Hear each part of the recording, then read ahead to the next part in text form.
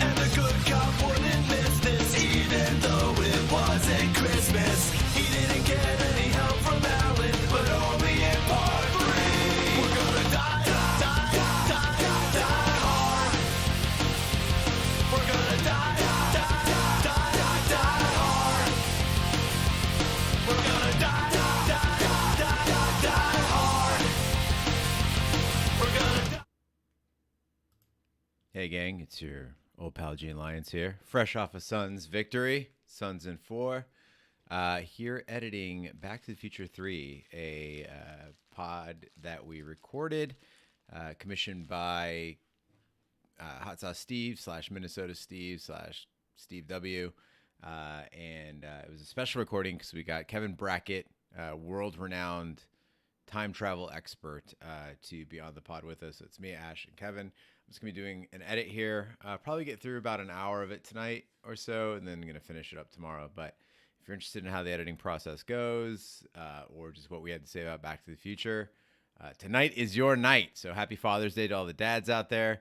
If you find this boring, that's okay. It's not the most exciting thing in the world, but it's a necessary evil to bring you crystal clear audio on your podcast and filter out all the jibber jabber, the filler that you don't necessarily need in your 1 hour pod. And without further ado, let's get going. We are recording. Welcome back to. There's the first cut we make. Chop, chop. Welcome back to Shat the Movies, the podcast where we answer the question, were the movies we loved when we were growing up really that good? Have you ever caught yourself thinking, why don't they make movies like they used to? Can you still remember spending your Friday night searching for the perfect movie rental at Blockbuster Video? Do you know what Blockbuster Video is? If you answered yes, then this is the podcast for you. I'm one of your hosts, Gene Lyons, and alongside me are my co-hosts, Mad Dog Ash Brown. Hi, y'all. And this week's returning special guest from the Real Spoilers podcast, Kevin Brackett. Clever, witty banter. And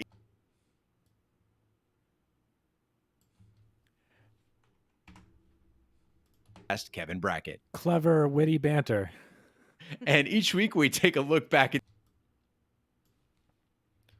Just moving, separating out some tracks here a little bit. Brackett. Clever, witty banter. And each week we take a look back in time and decide if our favorite films still hold up. The movies we cover are chosen by you, the listeners, who generously commission the films you love. If you'd like to see all the movies we have covered, will cover, or want to choose one for yourself, please visit shatthemovies.com and have a look. If you want to hear a review of a new movie, go to Real Spoilers. At the end of each podcast, we'll provide you, the audience, with the number of wipes each movie would take to get off your respective butts. So thank you so much for listening. If you haven't already, hit that subscribe button and share with a friend. That's how we help the podcast grow. Additionally, subscribe to our sister podcast, Shat on TV, where we review TV series such as Westworld, Taboo, American Gods, Lovecraft Country, Game of Thrones, True Detective, Watchmen, and Not Loki. Find all that information and past episodes at shatontv.com. Finally, to hang out with us live all week long, follow and subscribe to our Twitch channel, shatthemovies.com/Twitch, where we play video games, host watch parties, and host special events like Shat on Jeopardy, coming up at 9 p.m. Eastern, June 25th. All that being said, I have it prepped if you want me to. What the letter? Yeah. Okay, cool. I'm not gonna do the all that being said, so I'm just gonna just queue up Steve real quick, and then we'll do it that way. What do you mean, queue up, Steve? Queue up the letter. Oh, yeah. Yeah. So okay, so Shat on Jeopardy coming up June 25th. So for those who haven't heard episode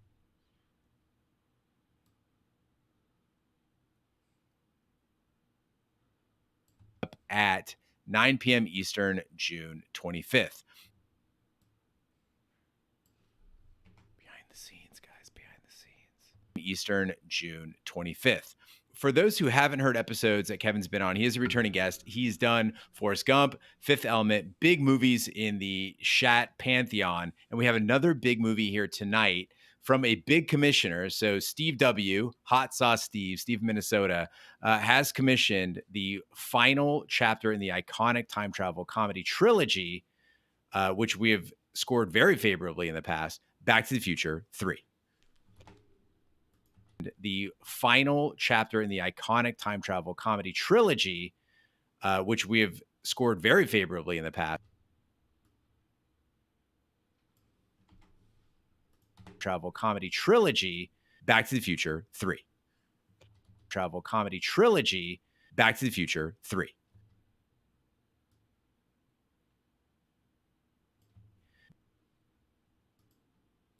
Comedy trilogy, Back to the Future 3. When Steve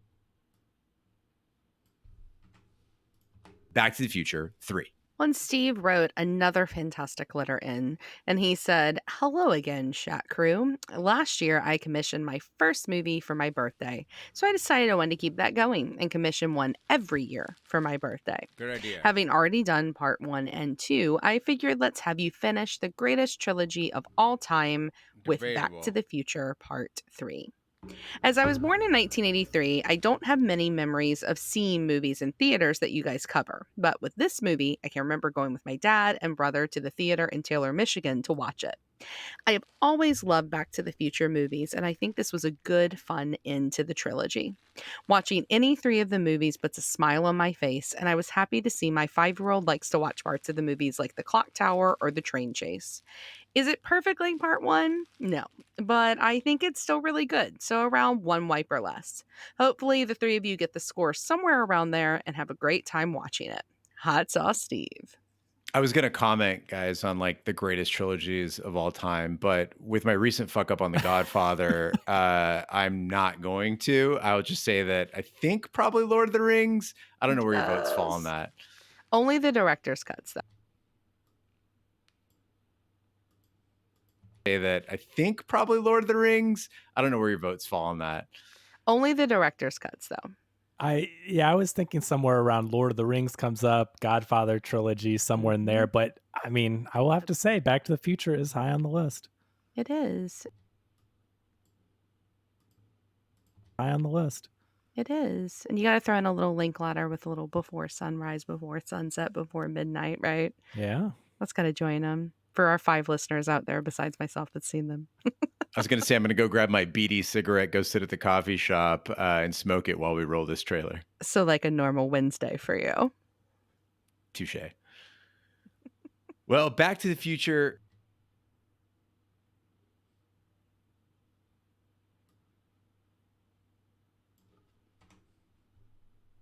A normal Wednesday for you.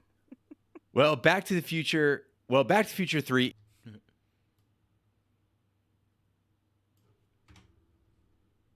And smoke it while we roll this trailer. So like a normal Wednesday for you.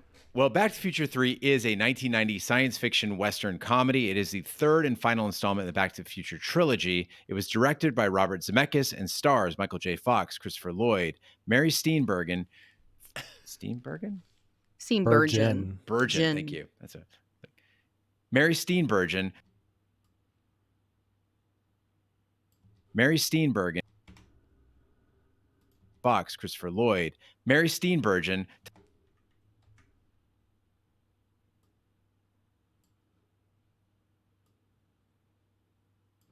Clean cut right there. Let's see if it sounds okay.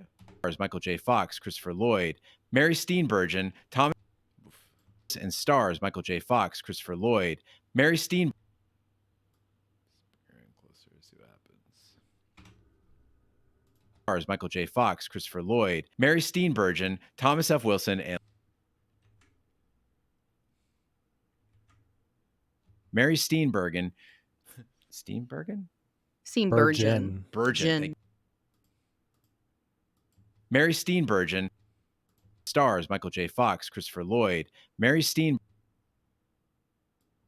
This is like a much tougher cut than I thought it would be. Michael J. Fox, Christopher Lloyd, Mary Steenburgen. Michael J. Fox, Christopher Lloyd, Mary Steen. What is going on there? Mary Steen. Oh, it's that little breath. Lloyd, Mary Steenburgen. Boom. Robert Zemeckis and stars Michael J. Fox, Christopher Lloyd, Mary Steenburgen, Thomas F. Wilson, and Leah Thompson. It was filmed in California and Arizona and produced on a $40 million budget. I don't want to say that part because that's Kevin. Back to the Future 3 was filmed in California. It was filmed in California. Steph Wilson and Leah Thompson. Back to the Future 3 was filmed in California Hello, and baby Arizona. It was coach. produced on a $40 million budget, grossing $244 million worldwide during its initial run, making it the sixth highest grossing film of 1990. It received a positive response from critics who noted it as an improvement over its predecessor, Back to the Future 2. So let me switch that over there. Okay. So Ash, Kevin, we always ask Back to the Future 2. Predecessor, Back to the Future 2. So Ash, Kevin, we always ask where you were and what your memories are of. Ash and Kevin, Ash over its predecessor, Back to the Future 2.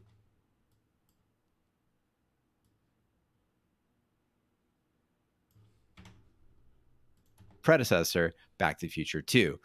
Ash and Kevin, we always ask where you were the first time you saw and what your memories are of the movie we're covering. So Ash, we'll start with you. What are your memories of Back to the Future 3? Well, I, like Steve W., was born in the best year, 1983. And so I also have trouble sometimes because a lot of the movies we review, I have memories from watching them on video until we get to this year, really about 1990. And of the trilogy, this is the one I remember seeing in theaters because my family made like a big to do about it. I remember how excited they were. It was my parents, my whole extended family. We were excited to go. We went to the Galleria Theater in New Orleans. And then I also remember them all being sorely disappointed by it. So, like, I have both memories. They were super stoked and they were like, what? And so I thought I really remembered this film, but in watching it, I forgot a lot of like the really huge plot points.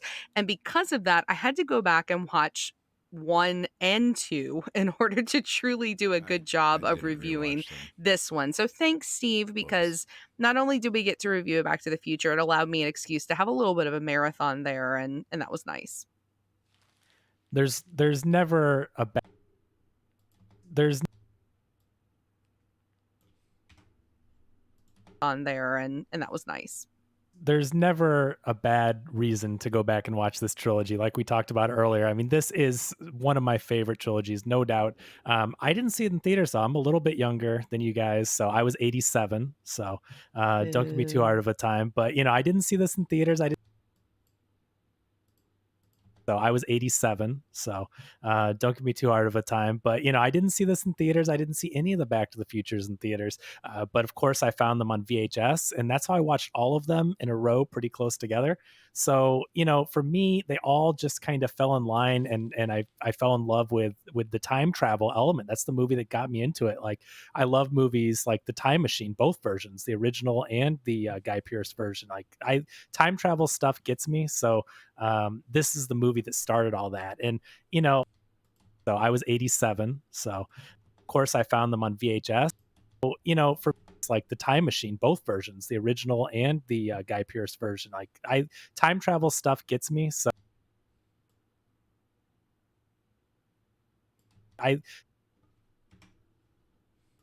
version, like time travel the Guy Pearce version. Like, time travel stuff gets me. So this is the movie that started all that. And it's hard to choose.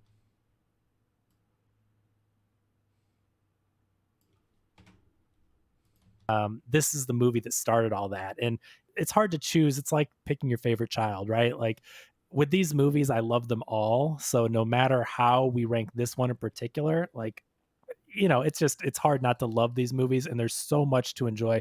And like Ash, I went back and watched 1, 2, and 3 because I figured you can't just jump into 3. They go together so well. Like, I needed to experience it how you were supposed to, and really catch all those little details. Fuck, guys, you make me feel like such an underachiever. I was just like, yeah, I pretty much know what happened in 1 and 2. There was like a DeLorean, some shit happened. But Kevin, I'm so relieved that you're here as our resident time travel expert in lieu of Big D, who thinks he's a time travel expert. He's seen a lot of time travel movies, But I think as we saw with Time Rider, he's not quite a physicist just yet. I try. I mean, I'm not going to guarantee that every single little bit of science checks out, but I at least think I've seen these movies enough times to where I can, check a few things. Yeah, this is definitely the one that I remember the least, like out of the 3 Back to the Future movies. It's like the foggiest in my memory. I remember bits and pieces of it. So like parts of it are crystal clear. The shootout, Marty dancing in the saloon, like doing the moonwalk, those parts I remember from my childhood from the first time. Pieces of it. So like parts of it are crystal clear. The shootout, Marty dancing in the saloon, like doing the moonwalk, those parts I remember from my childhood from the first time I saw it. But most of the rest was a blur. I totally fucking forgot about the train, which is a pretty big plot device in this movie. But above all was that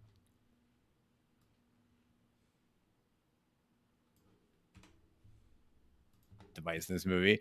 Above all was that fucking Jamboree song. The second it started, I was like, oh, this song, because it doesn't get out of your head and it's terrible. Like it is not a party song that and they play it for, I don't know, it felt like an eternity in the movie, forever burned in my brain. It's terrible. Like it is not a party song that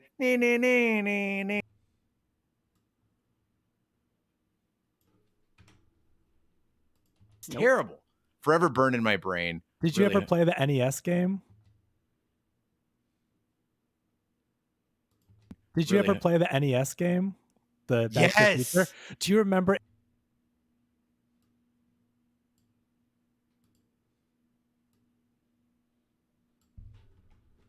song? Because it doesn't get out of your head and it's terrible. Did you ever play the NES game? The Back to the Future? Do you ever play the NES game? The Back to the Future? Do you remember it's not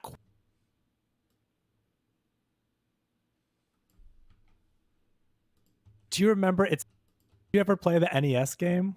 Do you remember it's not quite the same, but it's reminiscent of the song. It's like down, down, down, down, down, down, and it's the same like 30 seconds on loop for the entire game. And for some reason, every NES game that was based on a movie was impossible to beat. Like Jaws, Friday the 13th. Oh, no. Ash is nodding her head like movie was impossible to beat. Yeah, oh yeah. Jaws, Friday the 13th. Oh, no. Ash is nodding her head like she ever played Nintendo. This is really cool. I feel like I am so pissed. Cool.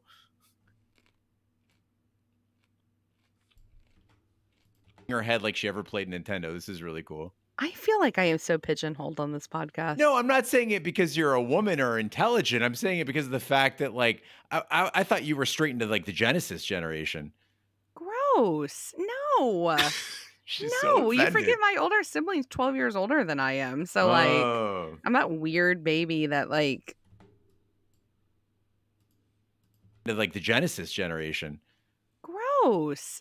No. No, you forget my older sibling's 12 years older than I am. So like I'm that weird baby that like knows the 80s not because I experienced them consciously, but because somebody else did that I was close to. But fuck Sega. Yeah, Nintendo all the way for sure in that generation. All right, well, before I put my Nikes further into my mouth, let's get to the trailer. On November 12th, yeah, Nintendo all the way for sure in that generation. All right, well, before I put my Nikes further into my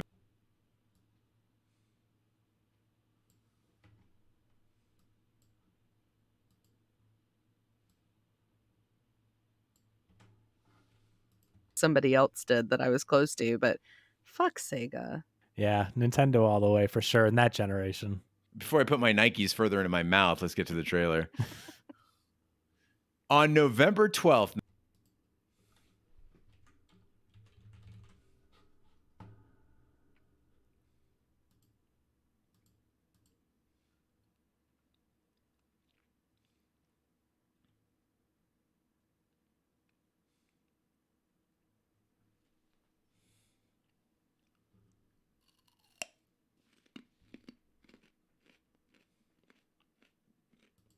On November 12th, 1955, moments after witnessing Dr. Emmett Brown disappear in his DeLorean, Marty has learned that he was transported to 1885. Marty Yeah, okay. Marty in the 1955 doc received Doc's 1885 letter and used its information to find and repair the DeLorean so Marty can return to 1985. What the fuck? What is that citation in one? Yeah, I don't. The 1955 doc received Doc's 1885 letter and used its information to find and repair the DeLorean so Marty can return to 1985. What the fuck? Oh, Big D must have just copied it straight across. When you write it out, it seems so messy because of all the years. I Yeah. mean, not that you did, but it's just like there's so many numbers. If you had never seen this and you're like, what? The 1950, who what? Yeah. I got it. On November 12th, 1955, moments after watching No, it would be Marty. Oh, it's digging back to Back to the Future 2. Yeah. Okay, got it. On November 12th. Confusing already.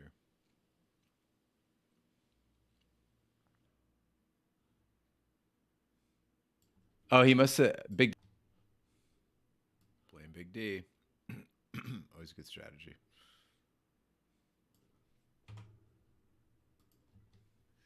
On November 12th, 1955,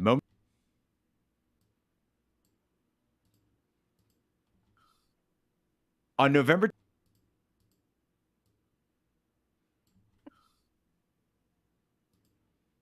to the trailer. On November 12th, 1955, moments after witnessing Dr. Emmett Brown disappear in his DeLorean, Marty learns that he was transported to 1885. Marty learns that Dr. Brown that he was transported. Marty learns his DeLorean. Marty learns that Dr. Brown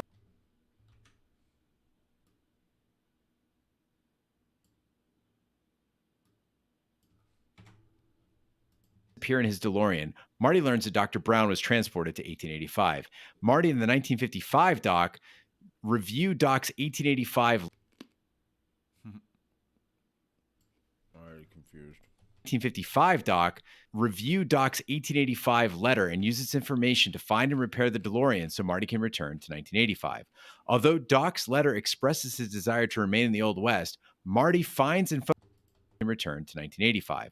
Although Doc's letter expresses his desire to remain in the Old West, Marty finds and photographs a tombstone with Doc's name dated 6 days after the letter. The inscription states that Doc was shot in the back by Biff Tannen's great-grandfather, Buford Mad Dog Tannen, over a matter of $80. So as the movie opens up, Back to the Future has got to be... I'm sorry. So anyone who's listened to Shat over a matter of $80. So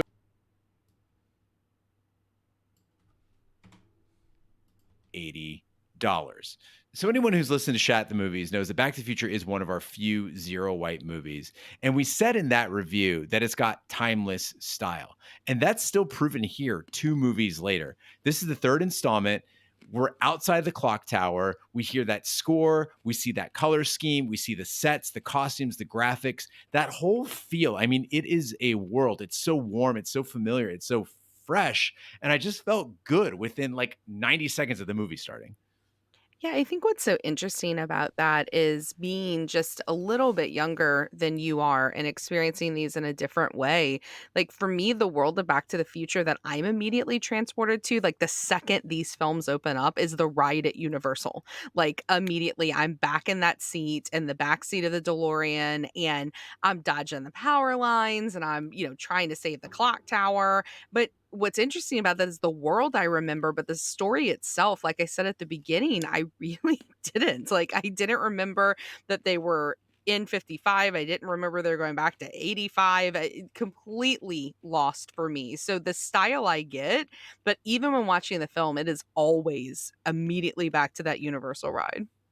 I'm so jealous that you got to experience that ride because as a kid, I didn't get to go to Florida too often. I only went a couple times while the ride was still there. And the 2 times that I went to Orlando, I didn't ride it. And I don't know if it's because the lines were too long that day.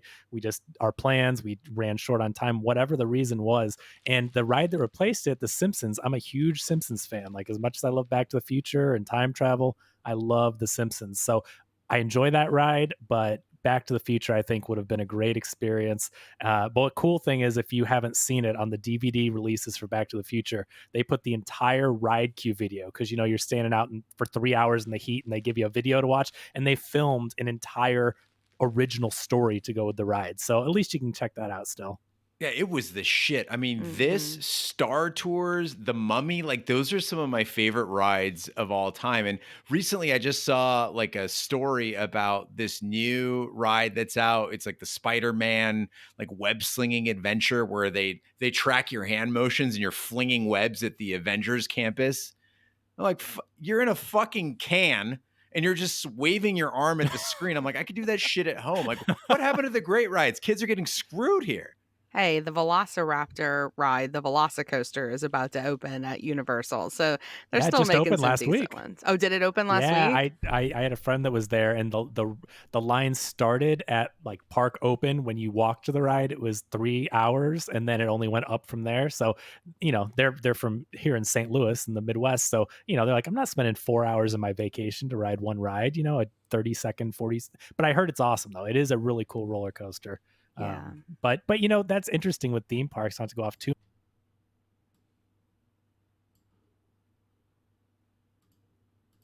Cool roller coaster. Yeah. But that's interesting with theme parks, not to go off too much, but the rides now are all these video rides. And that's the biggest problem I have when I go to Orlando. As much as I love going in the atmosphere, but it seems like 2 out of 3 new rides that pop up are all a screen and a motion simulator. And you lose a lot of what really was innovative about rides. Like, I mean, I know this ride is kind of similar, but you've got the huge screen and the car lifts up. And now it's like literally you're in a room and you're watching a movie with some rumble seats. I also feel the older I get, the harder it is to fling my arm at a screen and like play along. Like, I just want to enjoy my ride, please. I want to remind everybody that you did pay to go to an orc. Just got to bring up the orc moot. Seats. I also feel the older I get, the harder it is to fling my arm at a screen and like play along. Like, I just want to enjoy my ride, please. I want to remind everybody that you did pay to go to an orc smoot where you walked around for like an entire weekend where you pretend it was like a living LARP, right? So I don't know if you I don't know if you could be judgy about flinging your arm at a screen, although low key jealous that I wasn't at the orc smoot with you, and if it begins, I will be going this year. But I had a still, sword, Ash. right, It makes a difference if you. but I had a still, sword, Ash. right, It makes a difference if you have a a sword. sword and some ale, and wasn't at the orc smoot with you, and if it begins, I will be going this arm at a screen, although low key jealous that I wasn't at the orc smoot with you, and if it begins, I will be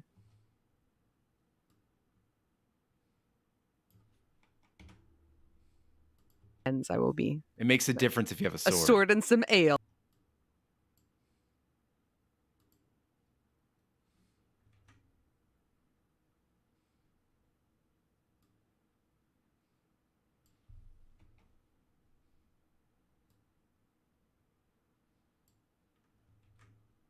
Intricate work. And if it begins, I will be It makes a difference if you have a sword. a sword and some ale. And Oh, Sarah's home. Be right back. Remember when we first met John McClane? Argyle picked him up from the plane and took him down to Nakatomi Tower to meet with Holly. He came to get her back and to be her man, but Hans and his buddies fucked up the plan, and that's about when everything went sour at the Christmas party. And the terrorists were overzealous, but it was sweet when they killed Ellis. And with a little help from Alan, John McClane kicked ass. We're gonna die, die, die, die, die, die hard. We're gonna die, die, die, die, die, die hard. We're gonna die, die, die, die, die, die hard. We're gonna die, die, die, die as hard as we can.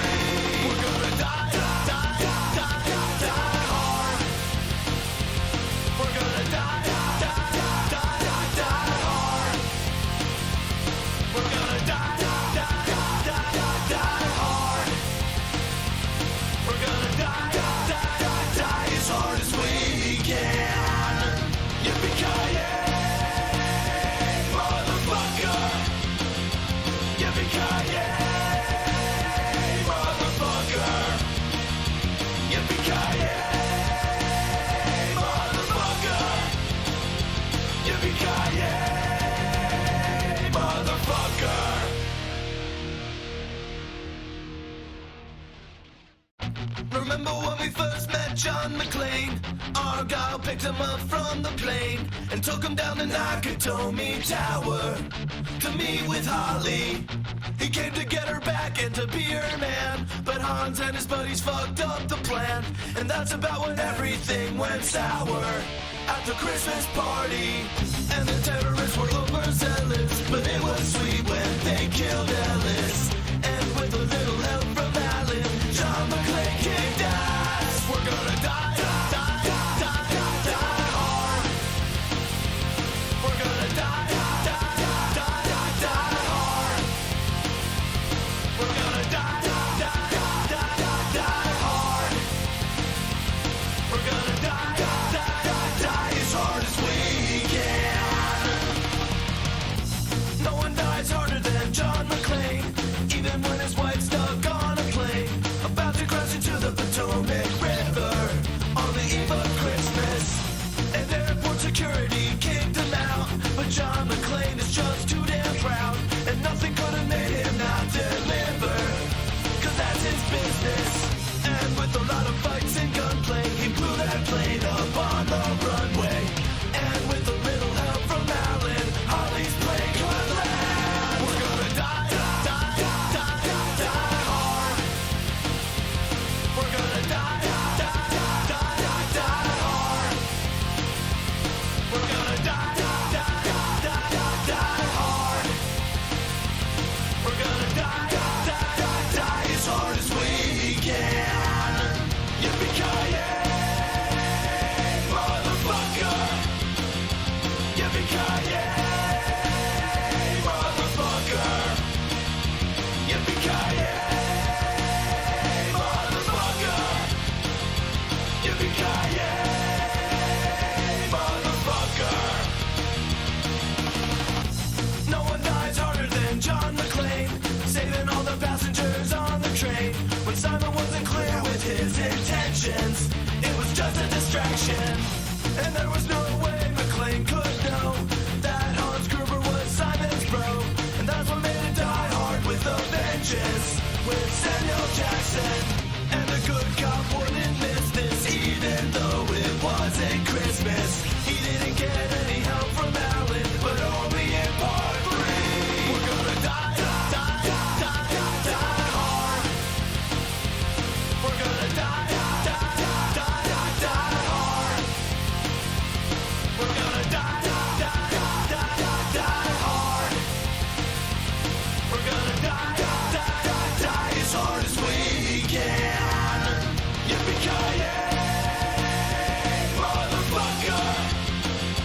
Yippee-ki-yay, motherfucker. Yippee-ki-yay, motherfucker. Yippee-ki-yay, motherfucker.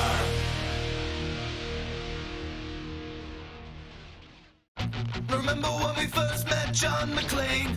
Argyle picked him up from the plane and took him down the Nakatomi Tower to meet with Holly.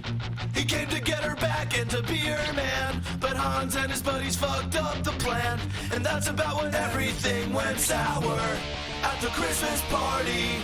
And the terrorists were overzealous, but it was sweet when they killed Ellis. And with a little help from Alan, John McClane kicked ass. We're gonna die, die, die, die, die, die hard. We're gonna die, die, die, die, die, die hard. We're gonna die, die, die, die, die, die hard. We're gonna die, die, die, die as hard as we can. No one dies harder than John McClane,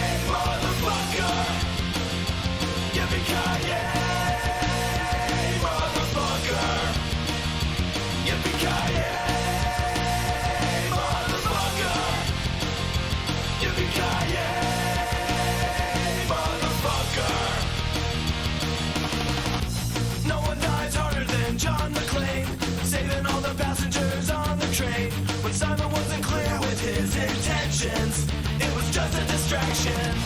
And there was no way McClane could know that Hans Gruber was Simon's bro. And that's what made it Die Hard with a vengeance, with Samuel Jackson. And the good cop wouldn't miss this, even though it wasn't Christmas. He didn't get any help from Alan, but only in part 3.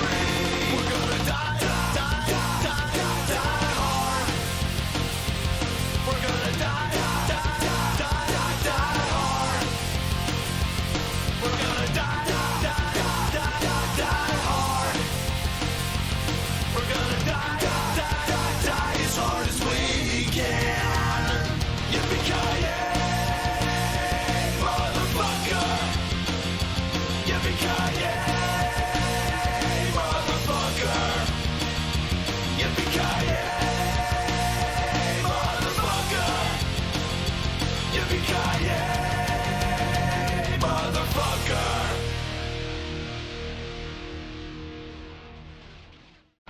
Remember when we first met John McClane? Argyle picked him up from the plane and took him down to Nakatomi Tower to meet with Holly. He came to get her back and to be her man, but Hans and his buddies fucked up the plan. And that's about when everything went sour at the Christmas party. And the terrorists were overzealous, but it was sweet when they killed Ellis. And with a little help from Alan, John McClane kicked ass. We're gonna die hard. We're gonna die hard. We're gonna die hard. We're gonna die as hard as we can.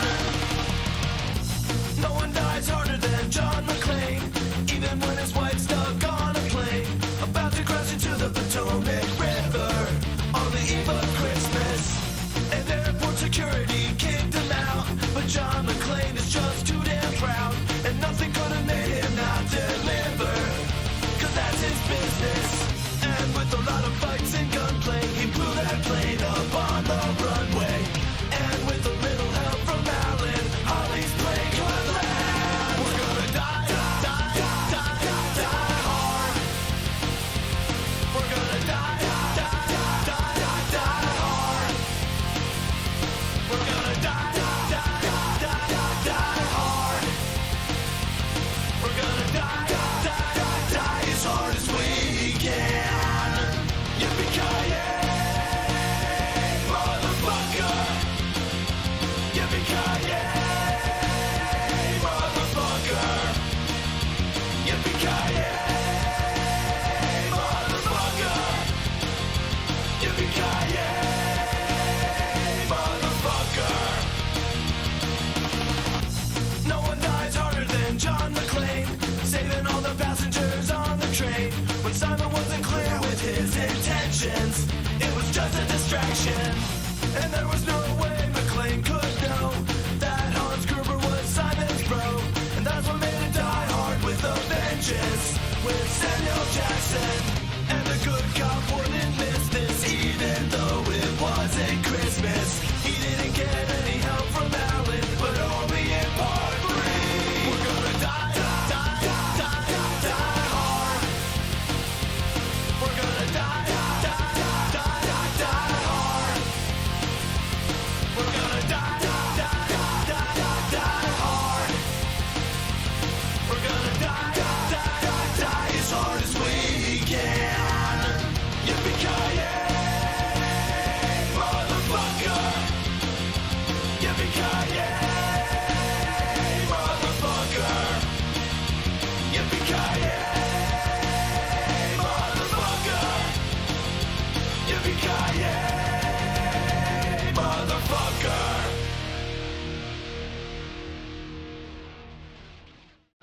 Remember when we first met John McClane? Argyle picked him up from the plane and took him down to Nakatomi Tower to meet with Holly. He came to get her back and to be her man, but Hans and his buddies fucked up the plan. And that's about when everything went sour at the Christmas party. And the terrorists were overzealous, but it was sweet when they killed Ellis.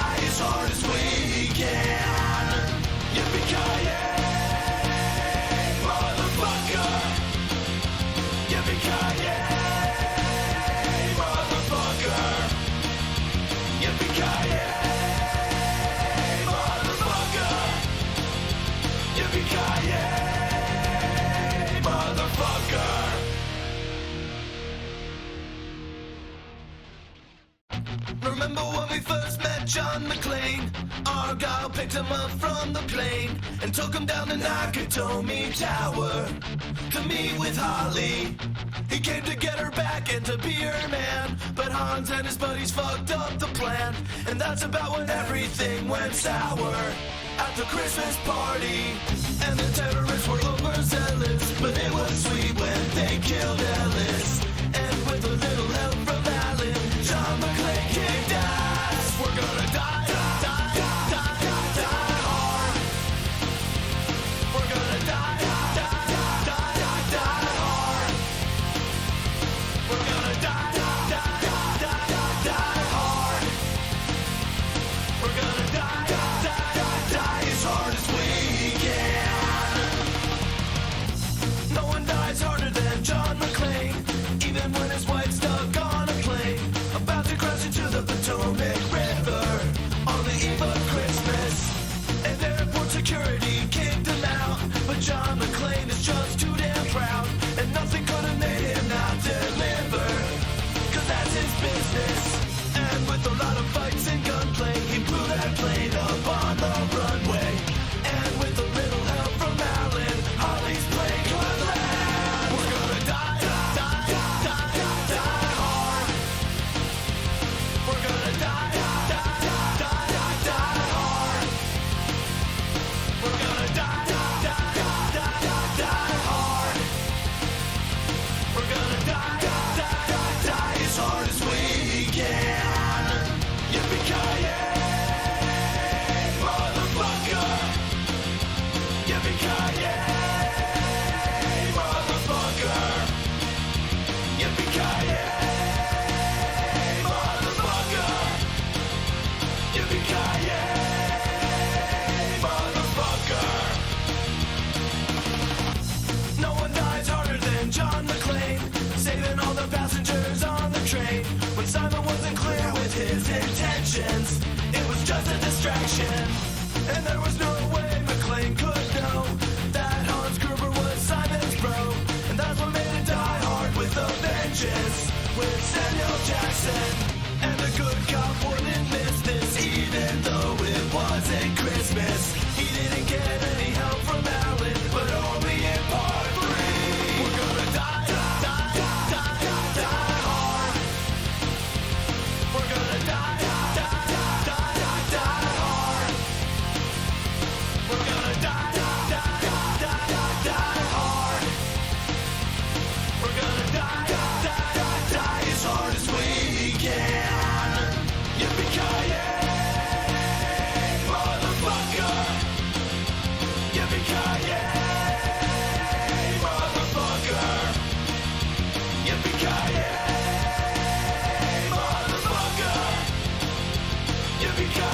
Yippee-ki-yay, motherfucker.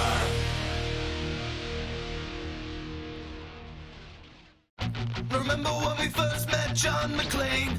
Argyle picked him up from the plane and took him down to Nakatomi Tower to meet with Holly. He came to get her back and to be her man, but Hans and his buddies fucked up the plan, and that's about when everything went sour at the Christmas party. And the terrorists were overzealous, but it was sweet when they killed Ellis. And with a little help from Alan, John McClane kicked ass. We're gonna die, die, die, die, die, die hard. We're gonna die, die, die, die, die, die hard.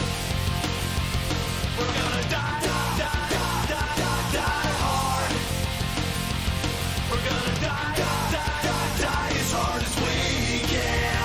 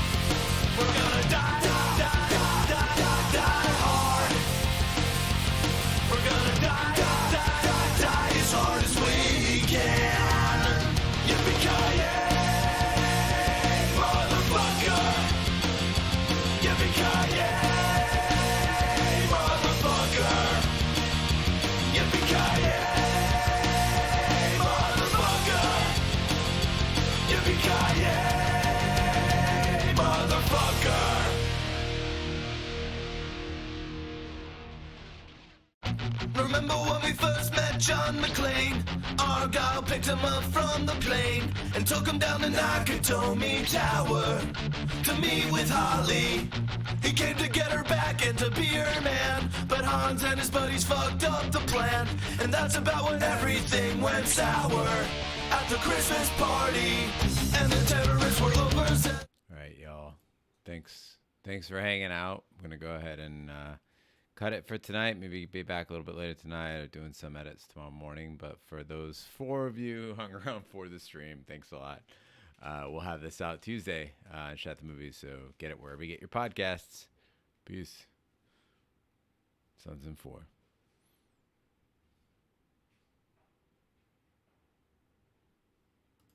Remember when we first met John McClane? Argyle picked him up from the plane and took him down the Nakatomi Tower to meet with Holly. He came to get her back and to be her man, but Hans and his buddies fucked up the